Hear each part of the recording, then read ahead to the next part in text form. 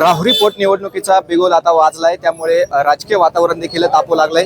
राहुरीमध्ये शरदचंद्र पवार पक्षाचे माजी मंत्री प्राजक्त तनपुरे यांनी देखील आता जन आशीर्वाद यात्रा सुरू केली।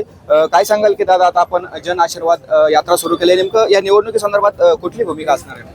नाही, हा पहिलाच आमचा दौरा आहे, पहिलाच गावाचा दौरा आहे। तर बरेचशी लोकांनी भावना अशी व्यक्त केली की या तालुक्याला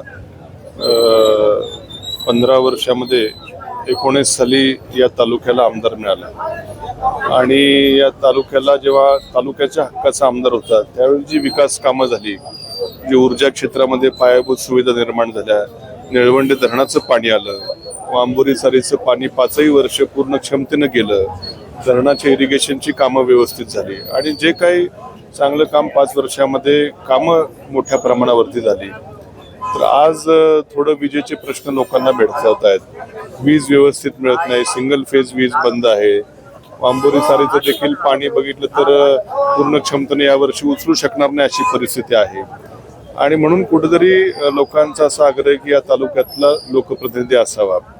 आता लोकांची मतं आम्ही त्या ठिकाणी जाणून घेतोय, सर्वांची कार्यकर्त्यांची चर्चा चालू आहे। एकदा सर्वांची चर्चा विनिमय केल्यानंतर योग्य तो निर्णय घेऊ।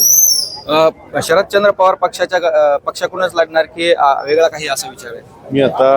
मी आज शरद पवारांच्या पार्टीमध्ये आहे। मी जयंत पाटील साहेबांना, शरद पवार साहेबांची जी काय विकासाची दृष्टिकोन आहे त्याच्यावरती चालणारा मी कार्यकर्ता आहे। शेवटी आता मला त्या जयंत पाटील साहेब असतील, शरद पवार साहेब असतील, यांचं जो काही विजन आहे, जी काय दूरदृष्टी आहे, जो काय अभ्यासूपणा आहे, त्याच्यावरती फिदा असणारा मी कार्यकर्ता आहे। पण आता शेवटी इथल्या लोकांचं, कार्यकर्त्यांचं सगळं काय मत आहे ते जाणून घेऊन आम्ही एकंदरीत जर बघितलं तर भाजपने आता 5 राज्यातील भाजपचे उमेदवार देखील जाहीर केलेत, परंतु महाराष्ट्राच्या याच्यातला उमेदवार भाजपने अद्याप जाहीर केला नाही। आता मी काय सांगू शकणार नाही ना, त्याच्याबद्दल आपण मला विचारण्यापेक्षा भाजपचे जे काही पक्षाचे पदाधिकारी आहेत त्यांना हा प्रश्न, मी त्याचं उत्तर देऊ शकणार नाही। नक्कीच। आता काय आवाहन करताय आपण, नागरिकांना भेटताय, कसा प्रतिसाद वाटतो? आव्हान नाही करत आहे मीच, त्यांचं काय आव्हान आहे त्याचं ते मी ऐकून घेतोय।